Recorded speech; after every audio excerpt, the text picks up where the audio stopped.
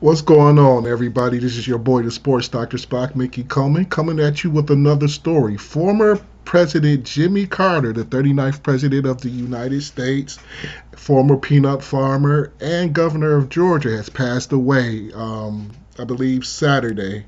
Carter, who has been in hospice care since February 2023, um, as I mentioned, died Saturday, and a lot of people had a lot of good things to say about the former president. And here are some reactions from some of the people who had things to say about former President Carter. We begin with some somber news today. The world is remembering former President Jimmy Carter, who died Sunday at the age of 100.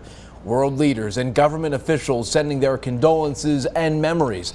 Our Washington correspondent Trevor Shirley brings us more on how many are paying their respects to the former president.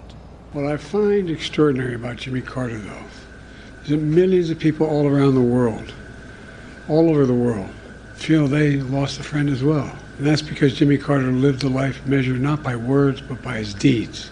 Former President Jimmy Carter had marked his 100th birthday in October of 2024, the first former president to do so. Fair a use. milestone in a life Fair Georgia use to do a Democratic commentary. Senator Raphael Warnock described as being dedicated to others. What an incredible person, an incredible human being. Illinois Democratic Senator Dick Durbin says it's what Carter did after he left the White House that was the most impactful. He has done more good for the world since he served as president than any previous president in history. In 1982, Carter and his wife Rosalind opened the Carter Center to promote democracy and human rights around the world. The Carters also championed Habitat for Humanity, helping volunteers build, renovate, and repair more than 4,000 homes. He was what I would describe as a closest thing to a Renaissance man in the modern presidency. Stuart Eisenstadt was an advisor to Carter in the White House. He's had a life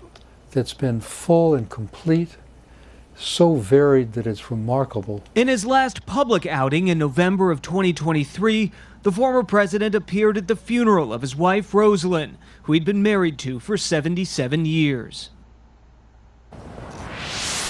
Here in the borderland, Congresswoman Veronica Escobar taking to X early this morning saying, quote, America lost one of the greats, a leader who actually lived his faith, chose a life of purpose, and looked to our shared humanity as a guide. May President Carter rest in peace and power, end quote. And Governor Greg Abbott also taking to social media saying in part, quote, having led a life marked by selfless service to the American people, President Carter leaves behind a great legacy as a husband, father, naval officer, governor, and Nobel Prize winner, and he will be greatly missed by many, end quote. Plans are January 9th will be his funeral. I believe it'll be in Washington, D.C., and the president has declared a national day of mourning January 9th for former President Carter. Now, how many presidents have won the Nobel Peace Prize? That's very interesting to me. I didn't know that about him. Jimmy Carter was the president from 1976 to 1980. And he was the 39th president of the United States, and he passes away at 100 years old. This is your boy, the Sports Dr. Spock. Don't forget to like, share, and subscribe to the Mick and Mike podcast and to Sports Spock Radio. For Mike Love, this is your boy, the Sports Dr. Spock. We'll see you soon.